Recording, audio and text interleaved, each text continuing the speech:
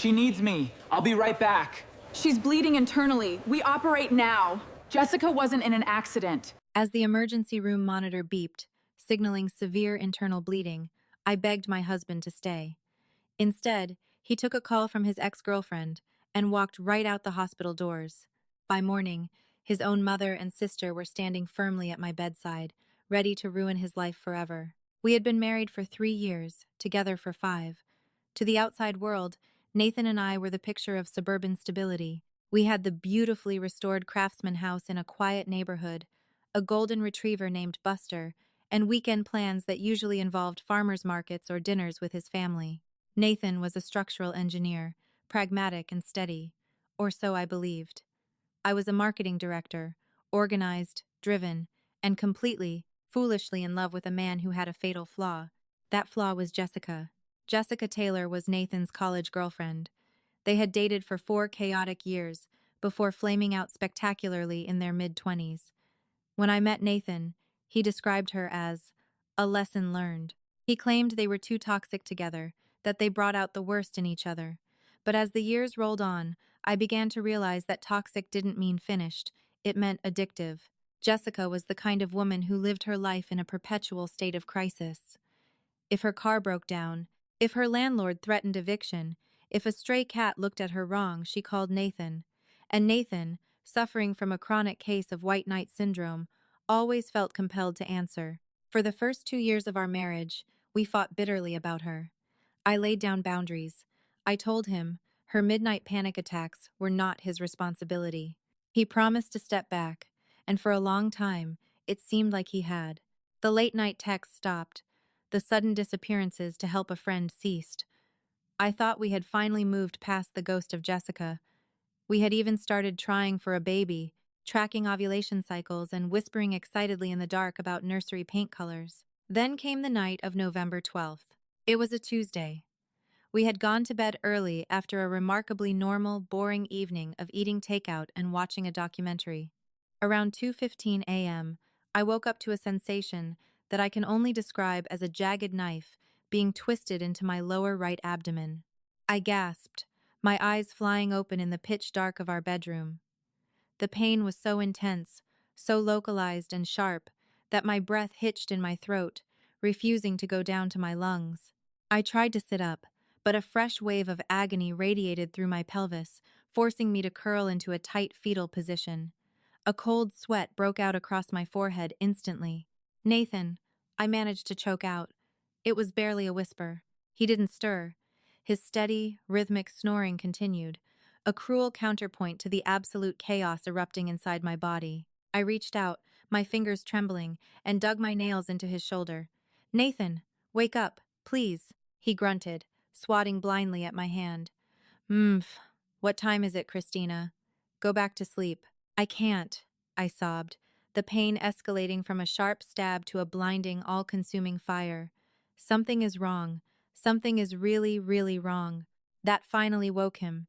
He fumbled for the bedside lamp, turning it on and squinting against the sudden glare. When he saw my face, pale as paper and drenched in sweat, his annoyance vanished, replaced by a momentary flash of genuine panic. "Christina? What is it? Is it your appendix?" he asked, throwing the covers off and kneeling beside me on the mattress. "I don't know," I cried, clutching my stomach. We had been trying for a baby. My period was a few days late. The terrifying thought of an ectopic pregnancy suddenly flooded my mind. "We need to go to the hospital. Now." "I can't walk, Nathan. You have to help me." To his credit, he moved quickly in those initial moments. He threw on a pair of sweatpants, grabbed my heavy winter coat, and practically carried me down the stairs. Every jostle, every step, sent shockwaves of blinding pain through my core. By the time he got me into the passenger seat of his SUV, I was hyperventilating, tears streaming down my cheeks, my vision blurring at the edges. The 15-minute drive to St. Jude's Medical Center felt like a lifetime. The deserted streets flashed by in a blur of amber streetlights and dark storefronts. I kept my eyes squeezed shut, gripping the door handle so hard my knuckles ached, praying silently. Nathan kept glancing over at me, his knuckles white on the steering wheel, offering hollow words of comfort. "Just hold on, Christina. We're almost there. Just breathe." But as we pulled into the glaringly bright emergency room drop-off zone, the dynamic between us was about to shift entirely. The man who was supposed to be my rock, my protector in this terrifying moment, was about to show me exactly where his true loyalties lay. The emergency room at 3 a.m. is a strange purgatory. The harsh fluorescent lights buzzed overhead, reflecting off the impeccably clean linoleum floors. The air smelled sharply of antiseptic and stale coffee. Nathan helped me hobble through the sliding glass doors, my arm draped heavily over his shoulders, my body hunched in agony. The triage nurse, an older woman with tired eyes, took one look at my pale face and sweat-drenched hair and immediately ushered us into a small side room. She took my vitals. My blood pressure was dropping, and my heart rate was sky high. I explained the pain, the location, and my fear that it might be an ectopic pregnancy. She nodded grimly, categorized me as a high priority, but warned us that a massive multi-car pileup on the interstate had flooded their surgical and trauma bays an hour prior. We would have to wait in the main lobby until a bed opened up. Nathan settled me into a hard plastic chair in the corner of the waiting room. I wrapped my coat tightly around myself, shivering violently despite the sweat clinging to my skin. The pain was coming in relentless, rolling waves now. Every time I breathed too deeply, it felt like something inside me was tearing apart. Nathan paced. He walked back and forth in front of the vending machines, his hands shoved deep into his pockets. I watched him through half-closed, pain-filled eyes, wanting nothing more than for him to come sit beside me, to hold my hand, to tell me we would get through this. Then, his phone vibrated in his pocket.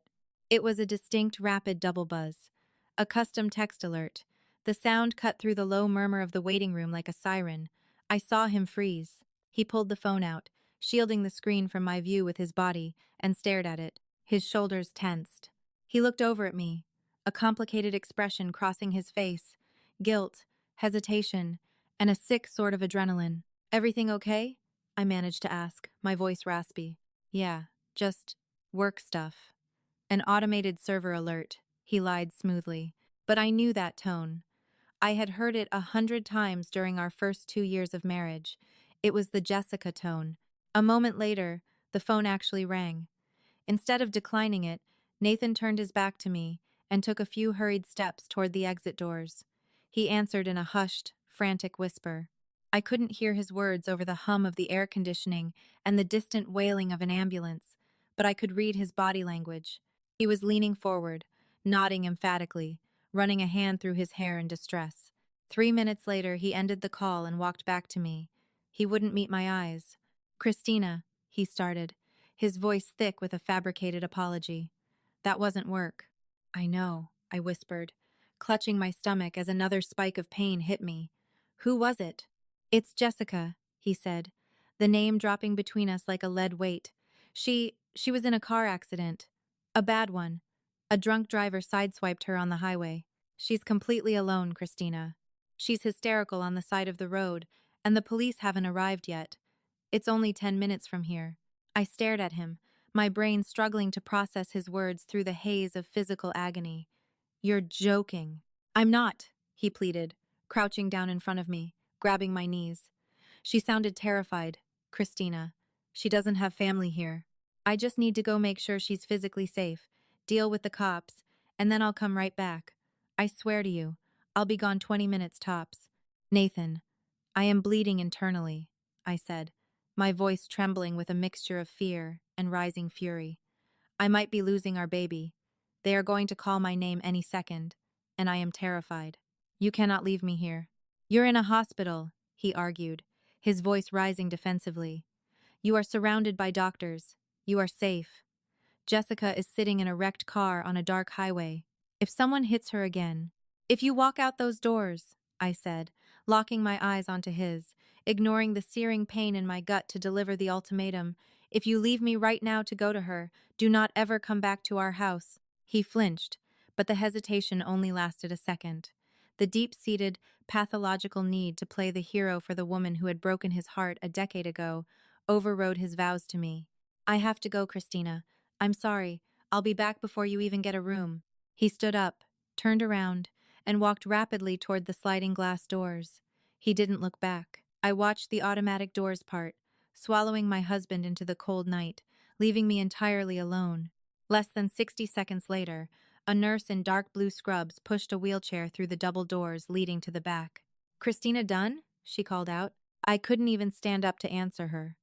I just raised a trembling hand, tears finally spilling over and silently tracking down my face. Not just from the physical pain, but from the shattering realization that my marriage had just ended in a sterile, fluorescent-lit waiting room. The next hour was a blur of needles, harsh lights, and terrifying medical jargon. The nurse wheeled me back to a trauma bay, her demeanor shifting from routine efficiency to urgent concern when she saw my deteriorating state. "Where is your husband, honey?" she asked gently as she started an IV in my left arm. "Did he go to park the car?" "He left," I whispered, staring blankly at the ceiling tiles. "He had an emergency." The nurse paused, exchanging a highly communicative glance with the attending physician, Dr. Harrison, who had just stepped into the room. Dr. Harrison didn't waste time on pleasantries. He wheeled over a portable ultrasound machine, squirted freezing gel onto my lower abdomen, and began to scan. The silence in the room stretched out, thick and heavy. I watched his brow furrow as he studied the monitor. He wasn't looking at a tiny, flickering heartbeat. He was looking at a dark, sprawling shadow. "Christina," Dr. Harrison said, his voice deadly serious, "you are not pregnant. What you are experiencing is a massive hemorrhagic ovarian cyst that has ruptured. Your abdomen is filling with blood. Your blood pressure is dropping because you are actively bleeding internally. We need to get you into the operating room immediately for laparoscopic surgery to stop the hemorrhage and clean out the blood, or this will become fatal very quickly." Panic, cold and absolute, washed over me. Fatal. Surgery. Bleeding internally. Can I make a phone call?" I stammered, my teeth chattering uncontrollably from the shock and the chill of the room. "Please, I just need 1 minute." "Make it fast," Dr. Harrison said, snapping off his gloves and yelling orders to the nurses in the hallway. "We are moving you to an OR in exactly 3 minutes." With shaking, clumsy fingers, I grabbed my phone from my coat pocket. I dialed Nathan's number. It rang twice and went straight to voicemail. He had sent me to voicemail. I choked back a sob. I refused to leave a message. Instead, I dialed the only other person in the world I trusted at that hour. Rachel, Nathan's older sister. Rachel and I were incredibly close. She was fierce, fiercely protective, and fiercely intolerant of her brother's historical foolishness regarding Jessica. Rachel picked up on the second ring, her voice thick with sleep.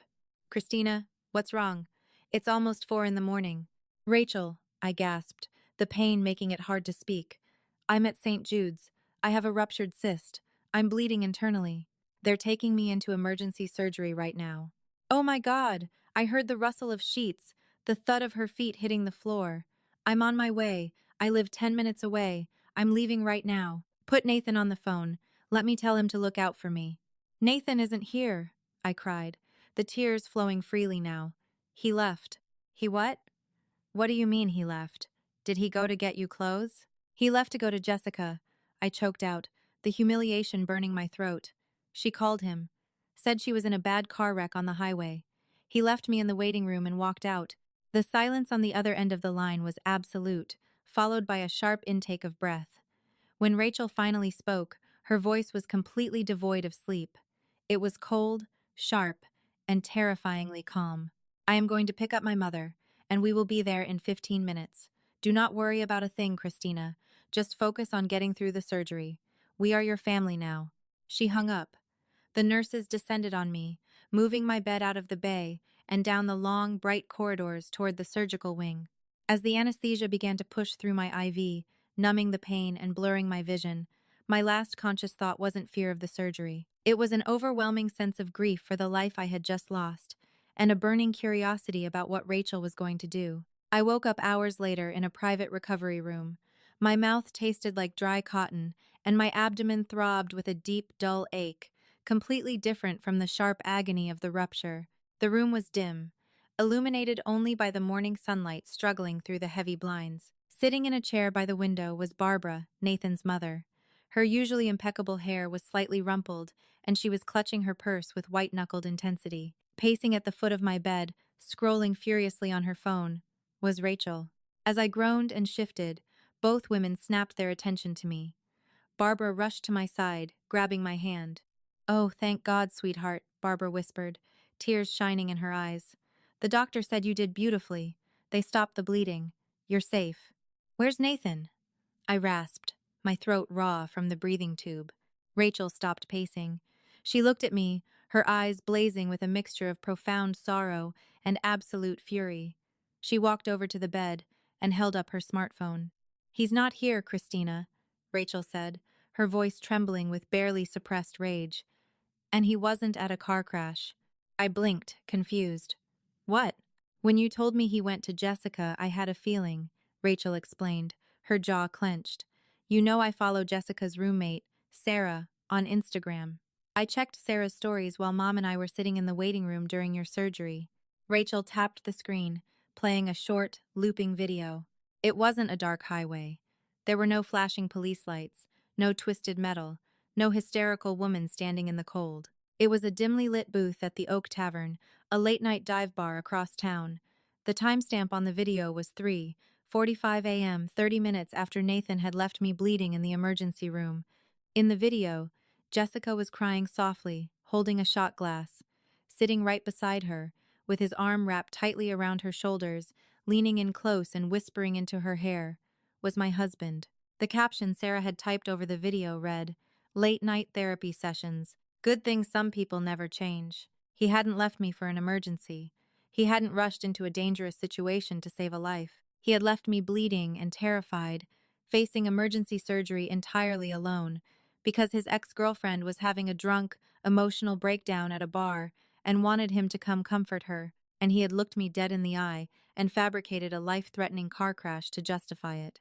Barbara, who had always doted on her son, looked at the phone and let out a sound that was half sob, half disgusted scoff.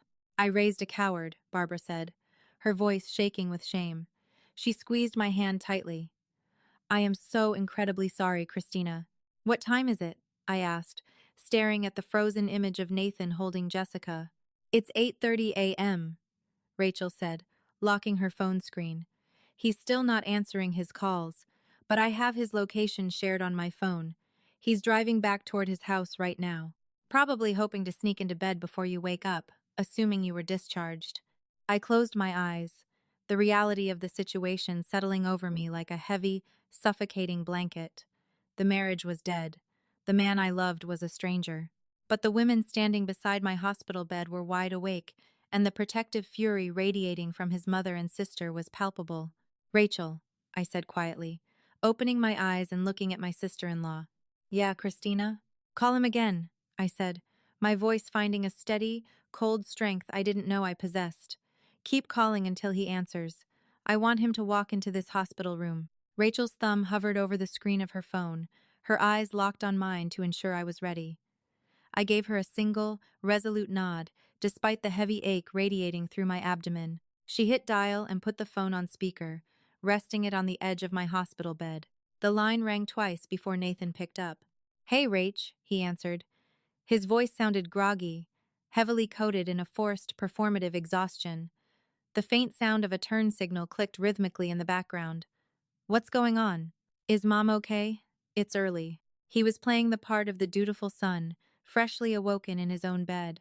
The sheer audacity of the lie sent a fresh wave of nausea washing over me, competing with the lingering effects of the anesthesia. "Where are you, Nathan?" Rachel asked, her tone completely devoid of its usual warmth. It was flat, clinical, and dangerous. I'm at home," he stammered, clearly thrown off by her icy reception. "I just woke up." "Why? What's happening?" "You need to get to St. Jude's Medical Center immediately," Rachel commanded, ignoring his fabricated narrative. "Room 412. Now." "St. Jude's. Why? Who is in the hospital?"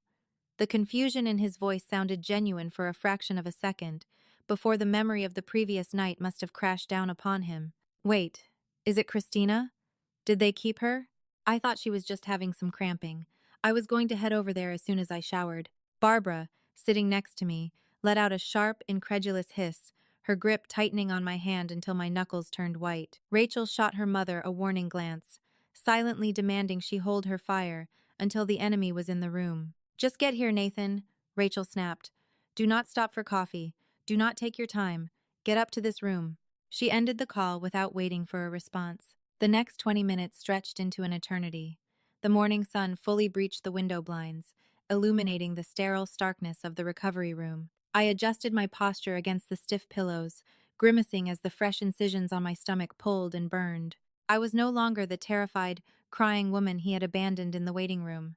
The surgery had removed the ruptured cyst, but the betrayal had removed the blinders I had worn for the last 5 years. I felt hollowed out, but surprisingly lucid. Finally, the heavy wooden door to room 412 creaked open. Nathan walked in. He was wearing the same sweatpants and college hoodie he had thrown on hours earlier, when he rushed me out of our house. His hair was disheveled, but he didn't look like a man who had spent the night wrestling with police and tow trucks on a dark, dangerous highway. He looked like a man who had spent the night drinking in a stale tavern and had slept in his car. He smelled faintly of stale beer and cheap perfume. He took 2 steps into the room and stopped dead in his tracks. His eyes darted from my pale face in the hospital bed to the IV line in my arm, and finally to the 2 women standing sentry on either side of me. "Christina?" he said, his voice dropping into a register of genuine shock. What happened? Why are you hooked up to monitors?" He took a step forward, reaching out a hand as if to comfort me. I shrank back against the pillows, revulsion rolling through my body. "Do not touch her," Barbara said. It wasn't a shout. It was a low, lethal command that carried the weight of decades of maternal authority. Nathan froze, his arms suspended in midair. He looked at his mother, completely bewildered. "Mom? What are you doing here?" "Rachel? We are here," I said, my voice raspy but steady. "Because you weren't." Nathan swallowed hard, his Adam's apple bobbing nervously. The facade was beginning to crack. "Christina, I told you. I had to go. Jessica was in a horrible accident. She was terrified. I couldn't just leave her on the side of the road." He was doubling down. Even with the evidence of my hospitalization staring him in the face, he was clinging to the lie. "How is Jessica?" I asked, tilting my head slightly. "Was her car totaled? Did the police catch the drunk driver?" "Yeah, it was a mess," Nathan lied smoothly, rubbing the back of his neck, a telltale sign of his anxiety. "The car is undrivable. The cops took hours to sort it out. I stayed with her at the police station until she felt safe enough to go home. I came straight here as soon as she was settled. I promise. I tried to get back sooner." Rachel let out a harsh, barking laugh that held absolutely zero humor. She reached into her pocket and pulled out her smartphone, swiping rapidly across the screen. "That is a fascinating sequence of events, Nathan," Rachel said, stepping toward him. "Because according to Jessica's roommate, the only wreck last night was Jessica herself." She turned the phone screen toward him and hit play. The tinny audio from the dive bar filled the quiet hospital room. The video looped once, twice, 3 times. Nathan staring at his own face, his own arm wrapped securely around his ex-girlfriend as she took a shot of liquor. The timestamp glared in the corner. 3:45 a.m. I watched the exact moment my husband realized his life, as he knew it, was over. All the color drained from his face, his mouth opened, but no sound came out. The phone dropped an inch in Rachel's hand, forcing him to look away from his own damning image and face the 3 women in the room. "You," Nathan stammered, taking a stumbling step backward until his shoulders hit the heavy wooden door. That's out of context. She called me from the bar. She was suicidal, Christina. She was threatening to hurt herself." I panicked. "I lied about the car crash because I knew you wouldn't understand. I knew you'd be mad." "You lied to me," I corrected him, my voice turning to ice, "because you wanted to go be with her, and you didn't want the guilt of knowing what you were walking away from." "You were just having stomach cramps," he shouted defensively, fear finally breaking through his shock. "You were in a hospital. You were safe. I thought it was just a bad period or something." "She was bleeding internally, Nathan." Dr. Harrison's voice boomed from the doorway. Nathan spun around.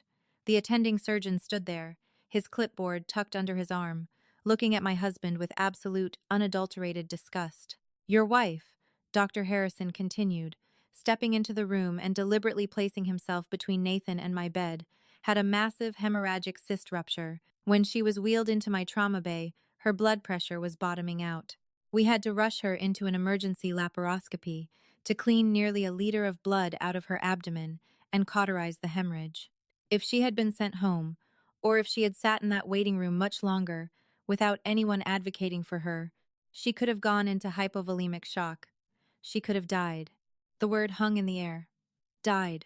Nathan's knees literally buckled.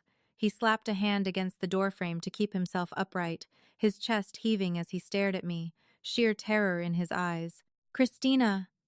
Oh my God, Christina! I didn't know, he choked out, tears instantly springing to his eyes. I swear to God, I didn't know. I never would have left if I knew it was serious. Please, you have to believe me. It doesn't matter what you knew, Barbara said, stepping forward. Her voice cracked with sorrow, but her posture was rigid. You left your wife in an emergency room to go drink at a bar with a woman who has been a poison in your life for 10 years. You are a coward, Nathan. You are a weak, selfish coward, and I have never been more ashamed of you in my entire life. Hearing his own mother say those words destroyed him. Nathan broke down, sliding down the doorframe until he was sitting on the linoleum floor, burying his face in his hands, sobbing uncontrollably. He begged, he pleaded. He promised to block Jessica's number, to go to therapy, to sell our house, to do whatever it took to make it right. He cried until he was hyperventilating, creating a chaotic spectacle in the middle of my recovery room. I watched him from the bed, feeling nothing but a profound, overwhelming exhaustion. There was no pity left in my heart.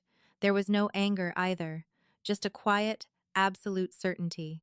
Rachel, I said softly, cutting through his hysterical apologies. Yes, honey?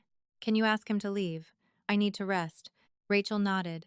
She walked over to her brother, grabbed him by the fabric of his hoodie, and hauled him to his feet with surprising strength. Get out, Nathan, she ordered, opening the door and shoving him into the hallway.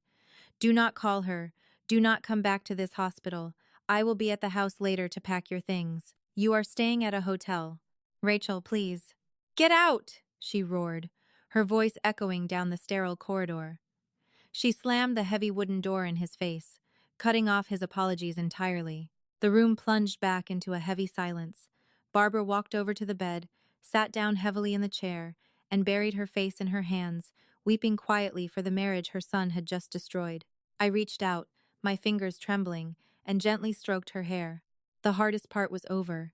I had survived the rupture, and I had survived the truth. Now, I just had to survive the aftermath. The immediate days following my discharge from St. Jude's Medical Center were a masterclass in swift, decisive action, orchestrated almost entirely by Rachel. True to her word, she had gone to our house while I was still in the hospital and packed 3 large suitcases with Nathan's clothes, his work laptop, and his toiletries. She dropped them off at an extended stay motel across town and sent him a text explicitly stating that if he attempted to return to the house, the police would be called. When I finally walked through my own front door, leaning heavily on Barbara for support, the house felt entirely different. The silence wasn't lonely. It felt like a sanctuary. The ghost of Jessica Taylor, which had haunted the corners of our marriage for years, was finally gone. But so was the man I thought I had married. Nathan's desperation over the next few weeks was both pathetic and relentless. My phone screen lit up dozens of times a day with his frantic apologies. He sent extravagant floral arrangements to the house, which Rachel promptly intercepted and donated to a local nursing home. He wrote long, agonizing emails detailing his regrets, blaming his actions on a momentary lapse in judgment, a temporary insanity brought on by Jessica's manipulative tactics. He refused to take true accountability. It was never his fault. It was the alcohol, the stress, Jessica's lies. It only solidified my resolve. The true fallout, however, extended far beyond the walls of our house. By the morning after my surgery, Barbara had systematically called every extended member of the Dunn family. She did not mince words. She laid bare exactly what Nathan had done, stripping away any possibility for him to control the narrative. When Thanksgiving arrived 3 weeks later, Nathan found himself entirely isolated. He was not invited to his parents' home. His uncles, aunts, and cousins refused to answer his calls. He had become a pariah within his own bloodline. The family had drawn a hard, unforgiving line in the sand, and they had all chosen to stand on my side. As for Jessica, The inevitable implosion of their toxic dynamic happened faster than I anticipated. Once Nathan was living out of a cheap motel, stripped of his comfortable suburban life and alienated from his support system, his appeal to her vanished entirely. He was no longer the stable, successful rescuer she could rely on. He was a disgraced man drowning in his own consequences.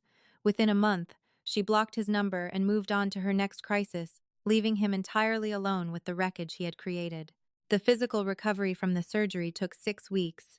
The emotional recovery took much longer. There were nights when I woke up in a cold sweat, clutching my abdomen, phantom pains mixing with the fresh grief of a shattered future. We had been trying for a baby. We had been planning a life. Grieving the loss of that imagined future was a heavy, suffocating process. But I didn't do it alone. Rachel became my rock, coming over every evening to ensure I was eating, helping me walk Buster around the neighborhood, and sitting with me in silence when the tears inevitably fell. Barbara came over on weekends, helping me pack away the remnants of Nathan's life, the framed photos on the mantel, his books on the shelves, the winter coats in the hall closet. We systematically purged the house of his presence. 4 months after the night in the emergency room, I sat across from my attorney in a sunlit conference room in downtown. The divorce papers were printed, stacked neatly in front of me, awaiting my signature. Nathan had contested nothing. Stripped of his family's backing and drowning in guilt, he had capitulated to every demand. He signed over his equity in the house, agreed to absorb the majority of the marital debt, and walked away with virtually nothing but his truck and his clothes. It wasn't about vengeance. It was about restitution. It was about securing a safe, stable foundation for my new life. I picked up the heavy black pen provided by my lawyer. I looked out the window at the bustling city below, feeling a profound sense of peace wash over me. The girl who had begged her husband not to leave her in a cold waiting room was gone. The woman sitting in the leather chair was scarred, fundamentally changed, but entirely unbroken. I signed my name on the dotted line, legally severing myself from a man who had proved, when it mattered most, that my life was worth less than his ex-girlfriend's tears. Walking out of that law office, the spring air felt crisp and entirely new. I had lost a husband, but I had gained an incredible family in Rachel and Barbara. More importantly, I had found an unwavering, fierce respect for myself. I learned the hardest lesson imaginable, that you cannot rely on someone else to be your savior. Sometimes, you have to save yourself, stitch your own wounds, and walk away from the people who are perfectly comfortable watching you bleed. The house is mine now. The quiet is peaceful. And when I look in the mirror, I no longer see the shadow of another woman looming behind me.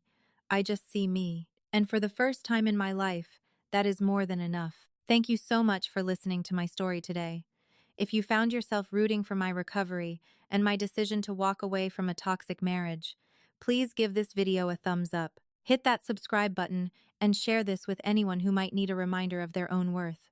Have you ever experienced a betrayal like this? Drop your thoughts and experiences in the comments below. I would love to read them. Stay strong, everyone.